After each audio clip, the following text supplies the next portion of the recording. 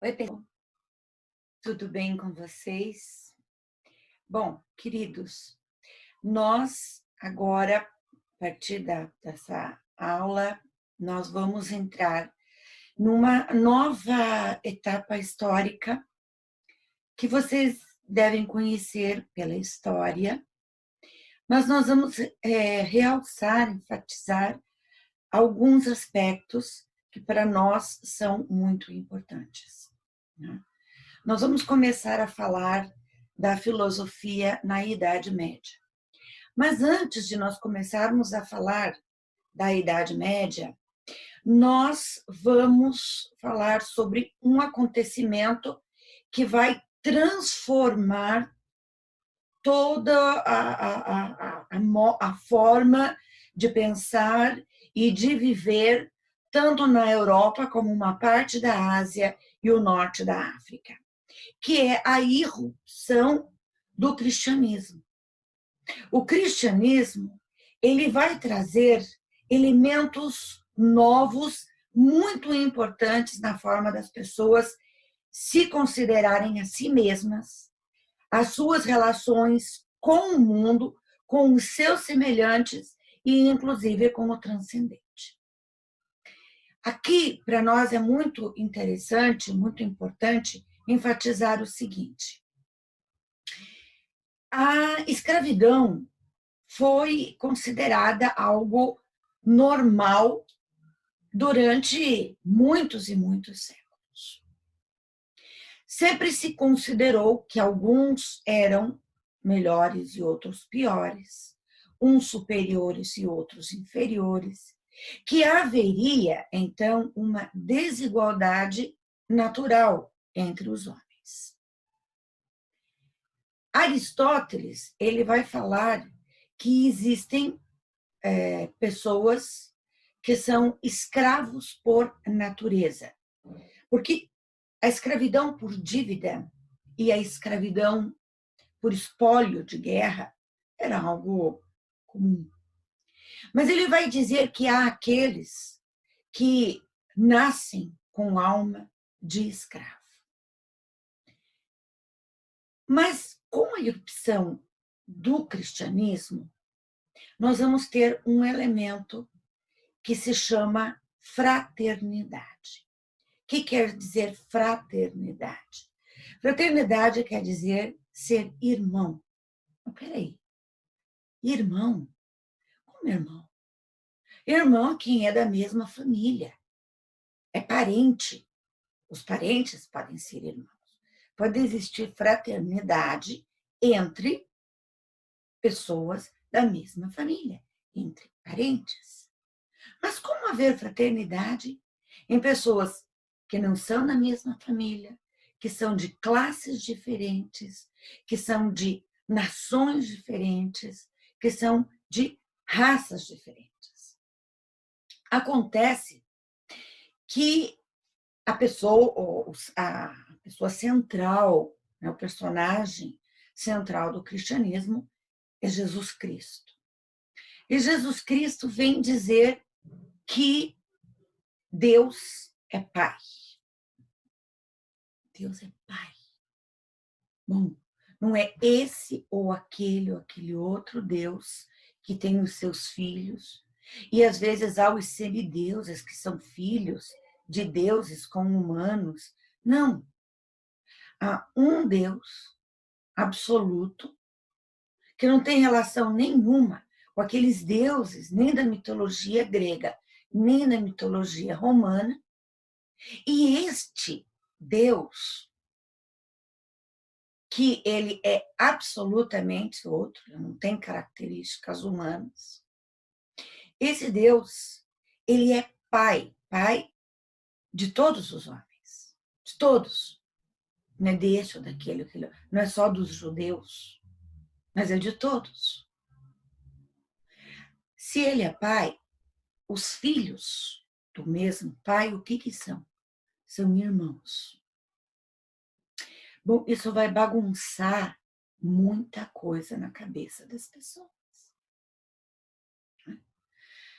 Os Atos dos Apóstolos narram que entre os cristãos não havia necessitados, que eles tinham tudo em comum. Eles depositavam os seus bens aos pés dos apóstolos e os apóstolos dividiam conforme as suas necessidades. Então, o cristianismo chega no Império Romano dessa forma, trazendo uma mensagem nova, inédita na história. E vamos ver como é que isso vai abalar tanto as estruturas políticas, as estruturas econômicas e também o pensamento filosófico. É de se notar que o cristianismo ele começa a penetrar no Império Romano pelas bordas, pela periferia, e principalmente pela periferia enquanto classes sociais. Os primeiros cristãos são servos, escravos.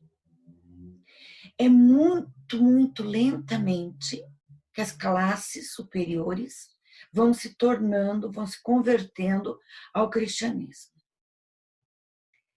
Nossa aula não é de história, não podemos ficar muito tempo narrando essas características aqui, mas é importante notar que, nos primeiros séculos, a fama dos cristãos entre os filósofos, entre os pensadores, entre os intelectuais, não era nada boa. Porque as notícias que chegavam até eles eram horríveis, horríveis. Há escritos, não é, de intelectuais da época que dizem que, nossa, cristão é coisa de gente baixa, cristianismo é coisa da ralé. Eles comem criança, eles fazem cerimônias em que eles comem carne humana, eles bebem sangue humano, que era assim como a celebração eucarística ela era transmitida de boca em boca e chegava aos ouvidos dos intelectuais da época. Então, demorou muito tempo para os primeiros intelectuais, os primeiros pensadores, conhecerem o cristianismo, e à medida que iam conhecendo o cristianismo, foram se convertendo ao cristianismo. O primeiro filósofo a se converter ao cristianismo foi São Justino. E esses primeiros filósofos, eles formam um grupo que na história da filosofia nós chamamos de patrística. Nós não vamos estudar os pensamentos deles, porque é muita coisa. Nós vamos dar um salto histórico e vamos estudar já de cara o maior deles e um dos maiores pensadores cristãos da história, que é Agostinho de Hipona. Depois nós vamos dar um outro grande salto, estudar um outro grande filósofo medieval, que é Tomás de Aquino. Então, nos preparemos para essa nossa nova fase medieval da história, e vamos estudar esses filósofos que impactaram tanto. Então, vamos lá, pessoal. Então, vamos começar a estudar filosofia medieval.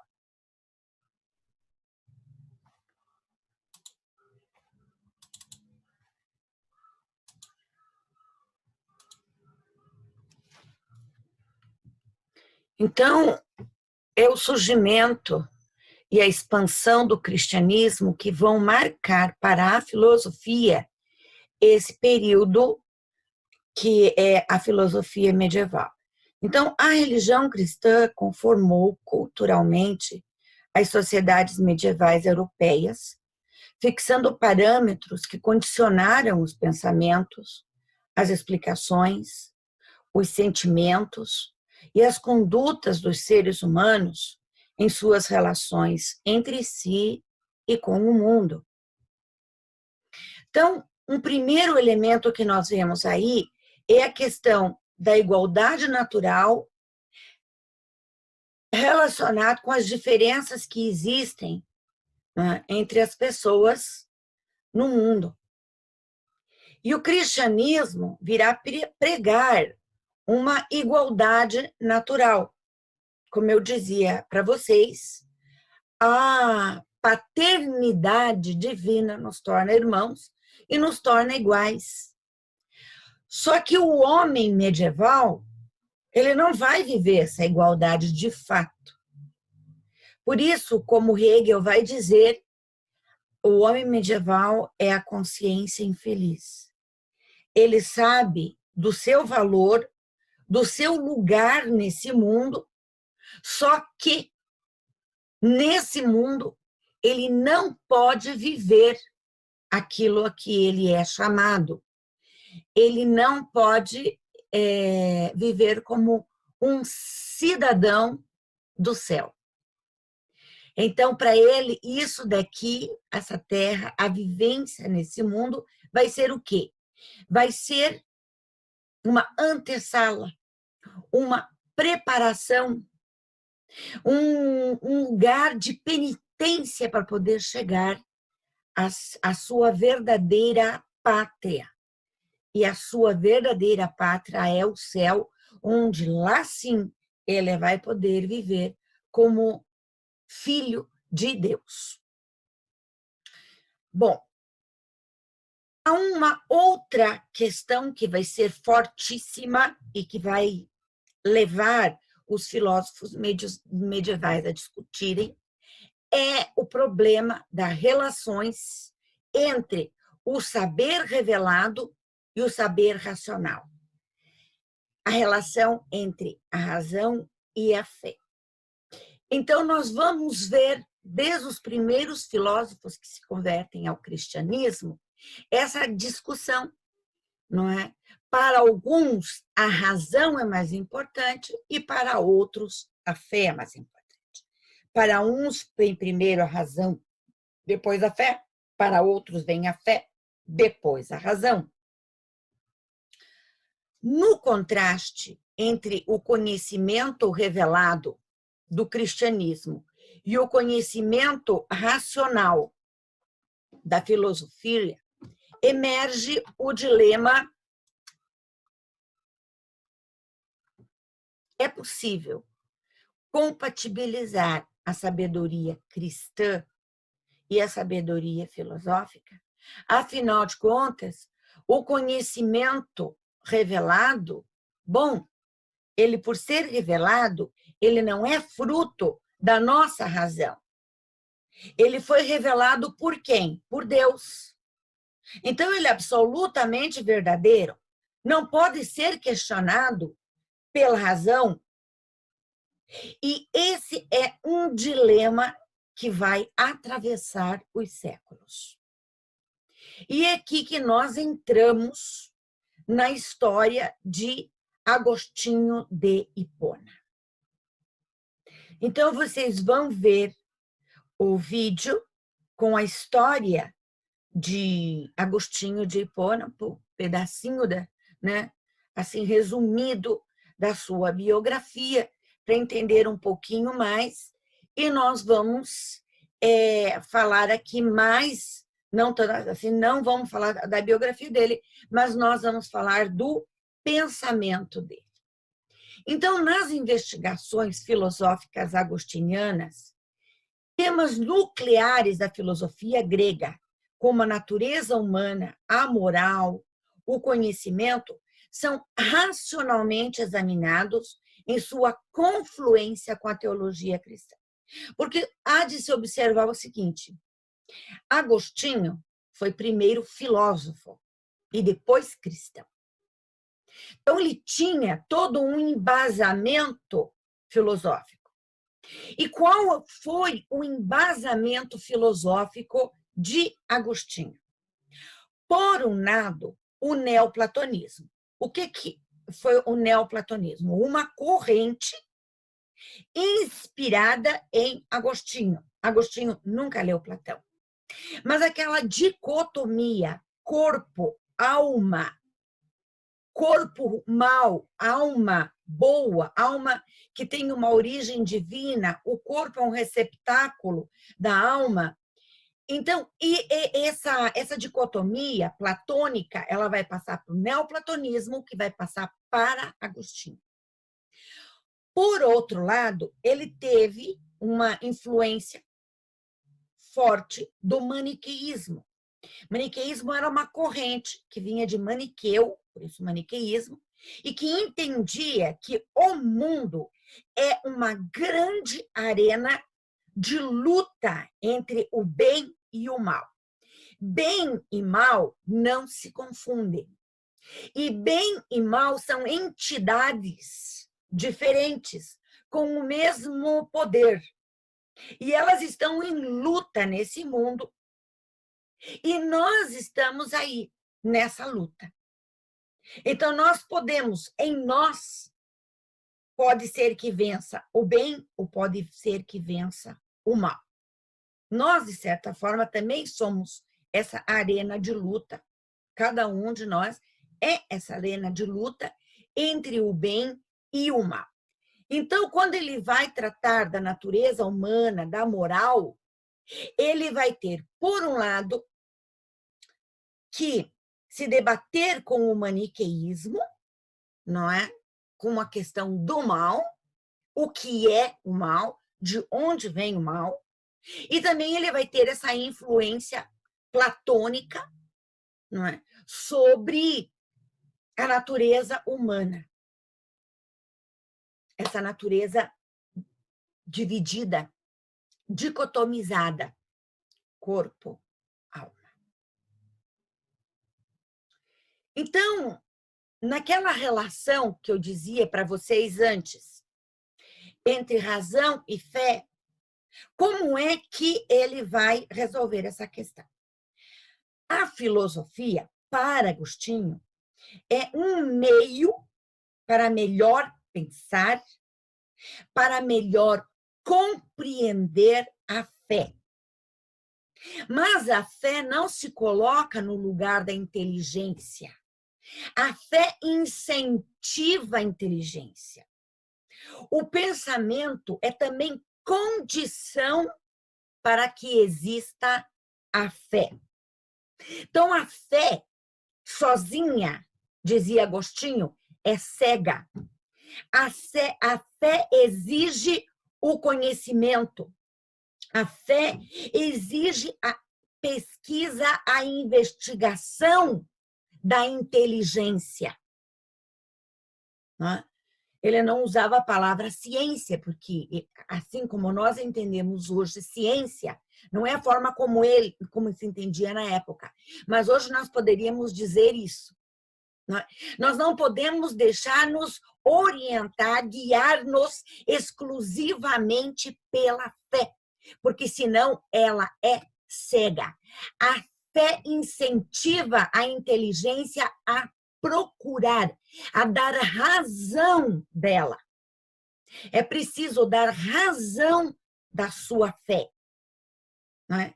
Então, hoje, nós, no momento em que nós vivemos, muitas vezes, algumas pessoas se deixam guiar exclusivamente pela fé e deixam de lado a ciência e dizem, eu com a minha fé, eu vou aonde for. Não vai não, diria Agostinho, porque o cego não sabe para onde ir. O que mostra o caminho, que mostra o que é o certo a ser feito, é a inteligência, é a razão. Hoje diríamos a ciência. Olha o que a ciência está dizendo.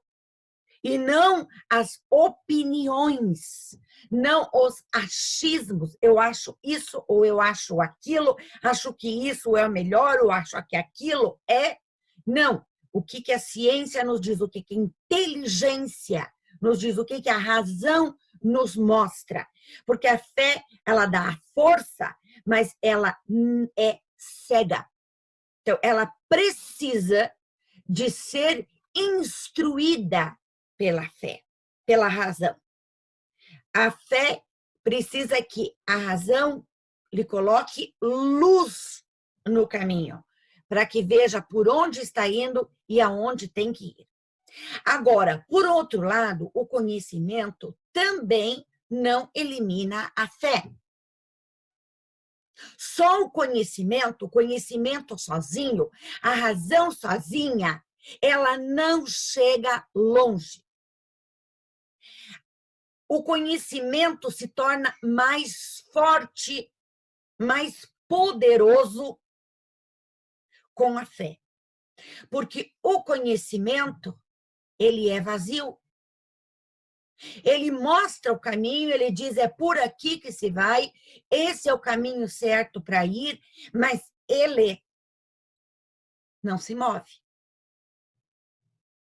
É a fé que nos move. Então, se a fé se torna mais lúcida através da inteligência, a inteligência se torna mais forte com a fé. Então, a fé procura, a inteligência localiza e descobre. Então, para Agostinho, não há uma dicotomia, não há uma guerra, uma disputa entre fé e razão. A razão e a fé se complementam. Uma exige a outra. Elas não podem andar separadas.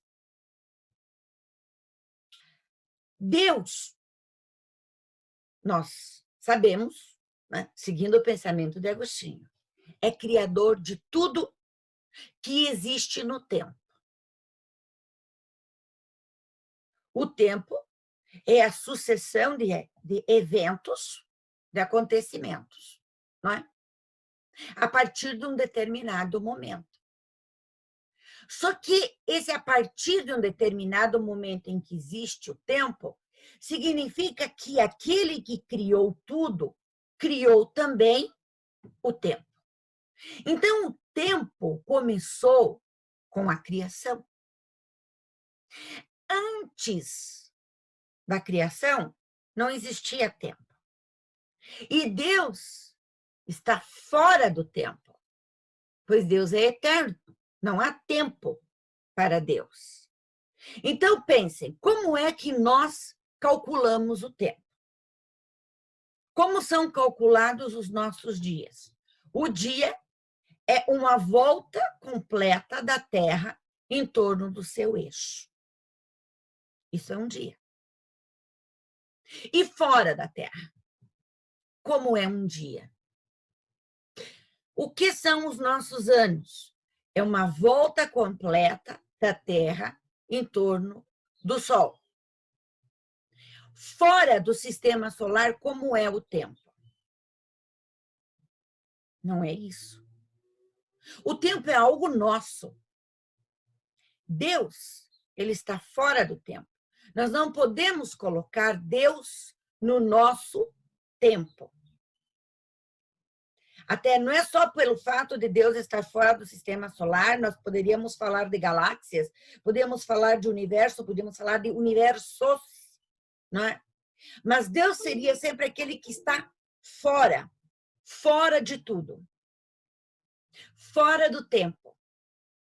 Sendo eterno, ele não tem um começo, também não tem um fim. Não é só imortal, mas eterno.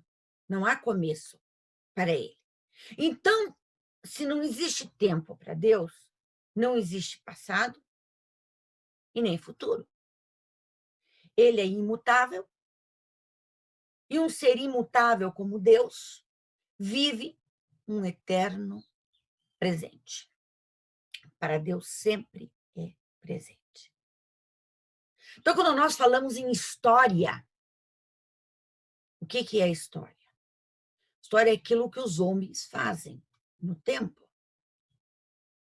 Então, Deus está fora da história. Se ele está fora da história e fora do tempo, nós podemos pensar que o que hoje é passado, nós entendemos como passado, para Deus é presente. E o que nós entendemos como futuro, para Deus é presente. Então, a Segunda Guerra Mundial, ela está acontecendo ao mesmo tempo que o que nós estamos vivendo agora. Tudo é sempre presente. Agora vamos tratar de um assunto muito caro para Agostinho, como eu já sinalizava um pouco antes. A questão do mal, ela exigiu que Agostinho se debruçasse sobre esse assunto, repensasse as concepções que ele tinha a esse respeito, que vinham do maniqueísmo, porque ele tinha recebido novas informações que vieram do pensamento cristão. Então, vamos ver como é que ele vai tratar. Comecemos pensando o seguinte: o mal, em Agostinho, é o amor a si mesmo, egoísta. E o bem é o amor por Deus. Toda vez que há uma concentração de egoísmo, nós temos o mal. Quando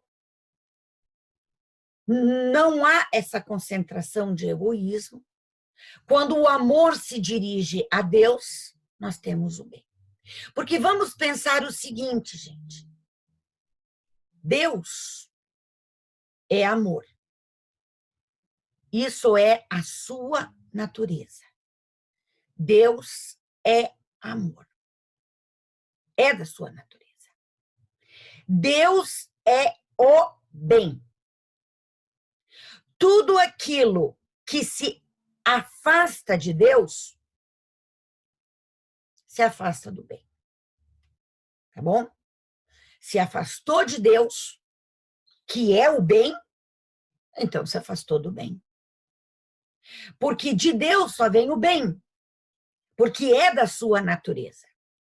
Não adianta nós querermos culpar a Deus das desgraças que já aconteceram na história e que continuam agradecendo. Ah, porque aquela peste foi um castigo de Deus. Você pensou isso muitas vezes, que as pestes, né, que as epidemias, que as guerras, que os fenômenos naturais, como terremotos, vulcões, não é?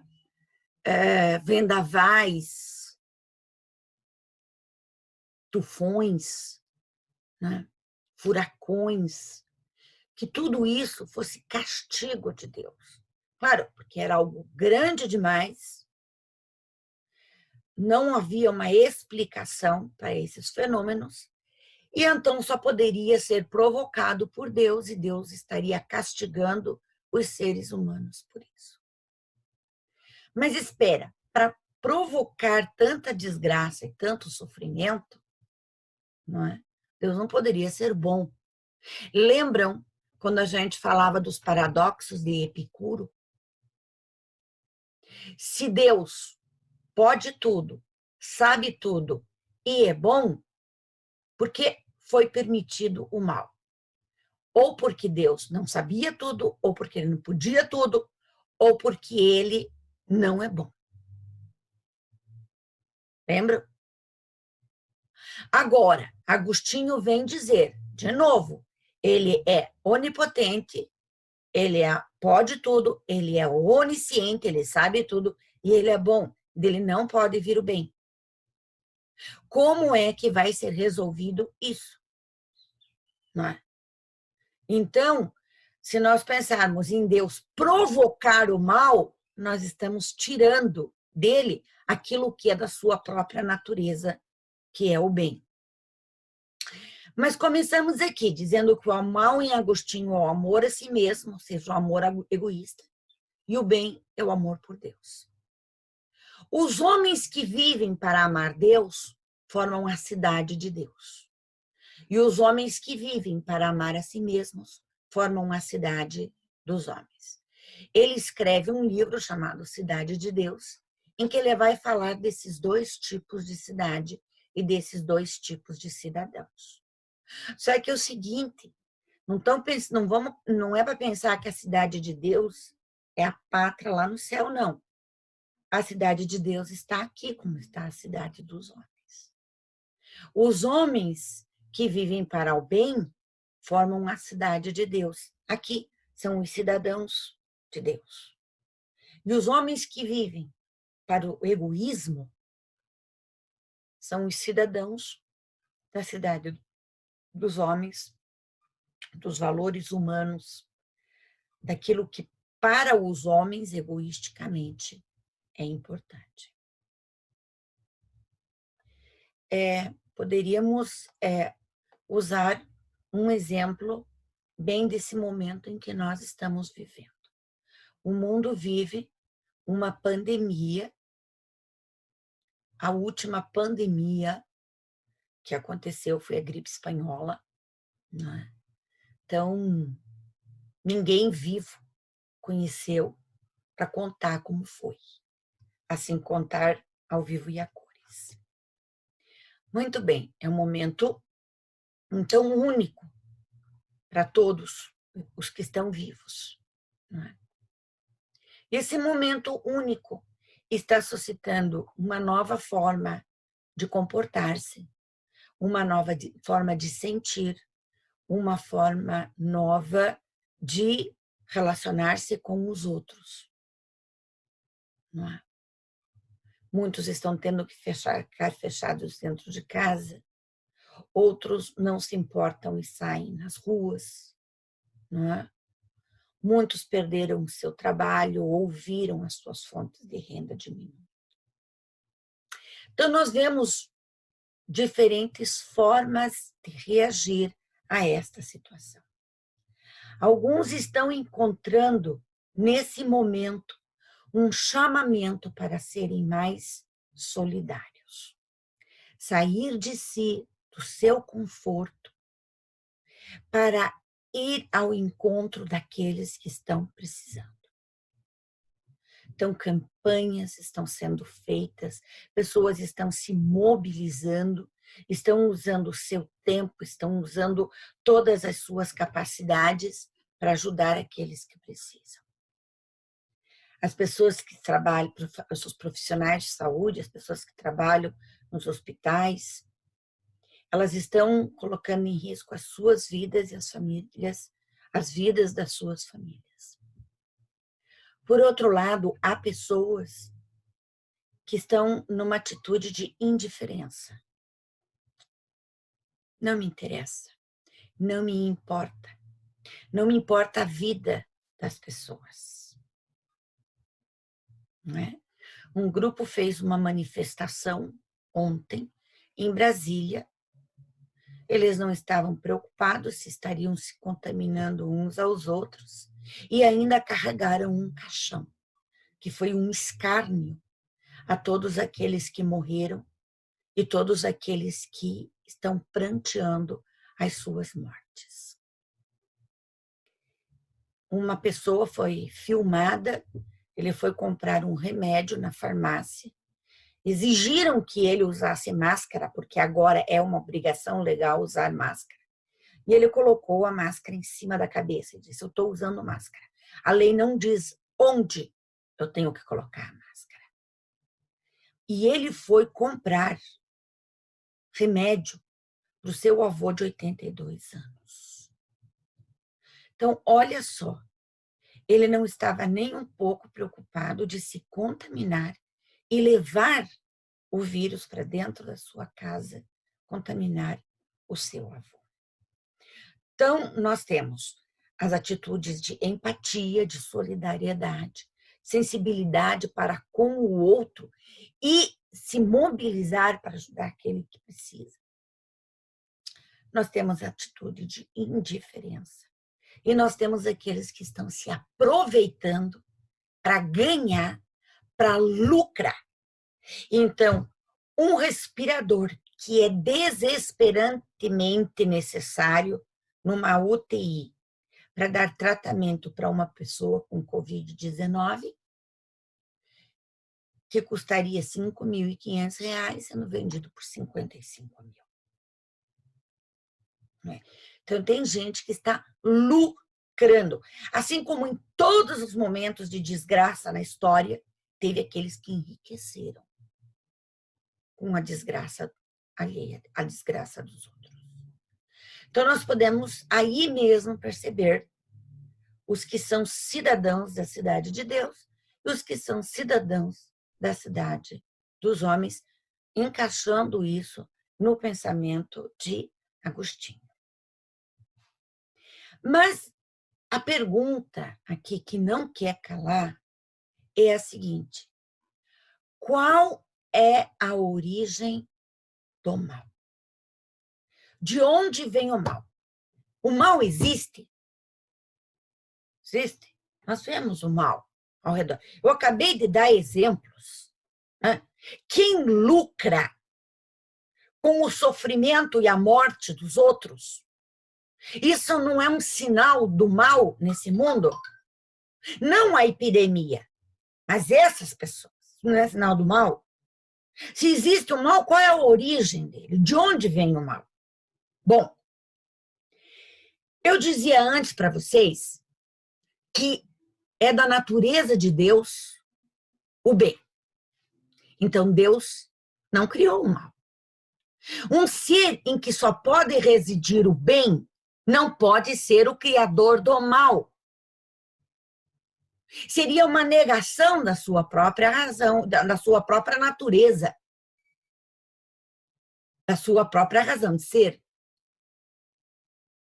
Então, Deus não pode. De Deus não pode vir o mal. Não pode. Então, essa questão está eliminada. Se é da natureza de Deus o bem, dele não pode vir o mal. Não, não vem o mal. Agora, o que vem de Deus só pode ser bom, porque Deus é bom, é da natureza de Deus o bem. Então, tudo que existe é bom. É bom. E o mal que seria, então? A ausência desse bem. A ausência de Deus. Entendeu o seguinte? Quando eu dizia que de Deus não pode vir o mal, vocês poderiam argumentar, não, mas o mal vem do demônio. O mal vem do demônio. Mas espera um pouco. Então, se de Deus vem o bem, e há um outro ser que ele dá origem ao mal, e bem e mal estão aí equiparados, nós temos dois seres iguais em potência, em capacidade, em poder. Seriam dois deuses. Ah, não, mas acontece que o demônio veio de Deus. Mas se ele veio de Deus, ele é criatura de Deus. E de Deus não pode vir o mal. Então, nós não podemos ter um ser do bem e outro ser do mal. Aí está a questão do maniqueísmo. E que estão nesse mundo brigando bem e mal, lutando. E nós estamos aí no meio dessa guerra.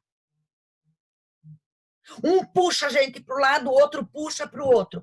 Não, eu não tenho culpa porque foi o demônio que tomou posse de mim. Como? É fácil dar a culpa no demônio. Isso foi uma possessão demoníaca. Então, para Agostinho, não existe o demônio. Não pode existir o demônio. Não pode. Porque de Deus não pode sair o mal. Então, o que é o bem? O mal? O mal é uma ausência. O mal não existe. O mal não existe. Ele é ausência. Ausência de quê? Do bem. Do bem. Ausência. Vamos entender melhor isso. Pensem na luz. A luz existe. Aqui, nesse momento da sala em que eu estou, A luz. De onde que vem essa luz? Ela vem do sol. Então, eu sei o que é a luz, sei de onde ele vem ali do sol. Existe a escuridão? Não, não existe. Não existe a escuridão. A escuridão é a ausência da luz. Se quando anoitece, o sol está do outro lado da Terra, a Terra virou, né? O nosso lado não está do lado do sol, o que nós temos é a escuridão. Mas essa escuridão é porque nós temos a ausência da luz do sol. Né? Mesmo a luz elétrica. Eu tenho a luz elétrica. Paulo, olha aqui. Vendo? Essa luz elétrica. A luz existe. Quando eu apago, não tem luz. A escuridão é uma ausência. É a ausência da luz. Eu sei de onde vem essa eletricidade. Ela vem da energia gerada numa hidrelétrica. Eu não posso dizer, existe a escuridão, porque ela viria de onde? O que estaria gerando a escuridão? Calor e frio é a mesma coisa? O calor, eu sei de onde vem. O calor é resultado de energia. Energia do sol, energia elétrica, de carvão, do fogo. O que é o frio? O frio é a ausência de calor. Isso é o frio. Então, o mal é a ausência do bem. Mas e esse mal que eu vejo no mundo? Como eu dei para vocês o exemplo do que está acontecendo na pandemia. Aquele que está lucrando, aumentando o preço dos produtos, não é? Aquele que está fazendo maracutaia para ganhar em cima da compra de produtos para os hospitais, esses aí, isso daí é mal. Mas isso não é produzido por ninguém fora deles. Isso é uma negação do bem. E quem é que nega? É cada pessoa. Não foi o demônio que fez. Não foi um espírito maligno que fez, não. Deus nos concedeu o livre-arbítrio, que é a nossa capacidade de decidir conforme nosso entendimento. Aí vem a inteligência, lembra? E é do livre-arbítrio que vem o mal. O mal que é o quê? A ausência do bem. Quanto menos bem, mais o mal. Quanto menos perto de Deus, menos bem, mais mal. Porque Deus é o bem. Se você está perto de Deus, você está com o bem. Se você não está com o bem, não diga que está perto de Deus. Porque Deus é o bem. Não é? Perto de Deus só pode haver o bem. Quanto mais longe de Deus, menos o bem. Menos bem existe. Ou mais mal. Quanto mais longe da luz, maior a escuridão. Quanto mais longe do calor, maior o frio. Espero que isso tenha ficado bem claro para vocês, porque é uma questão muito forte. A questão do bem, do mal, do livre-arbítrio. É importante e sempre nos vai ensinar muita coisa em todos os tempos. Não só lá no século V, em que viveu Agostinho, mas até aqui agora, no nosso tempo, no nosso momento.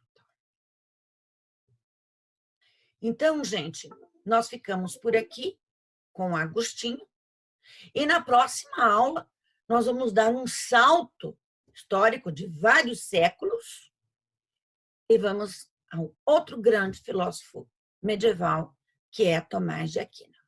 Então, Por hoje, amados, nós ficamos por aqui, tá certo? Então, eu espero que vocês aproveitem bem esses pensamentos, revisem e tentem colocar algumas questões de vestibular para vocês tentarem responder e tentarem fazer uma autoavaliação. Se vocês compreenderam essa questão, na nossa próxima live nós podemos tirar algumas dúvidas.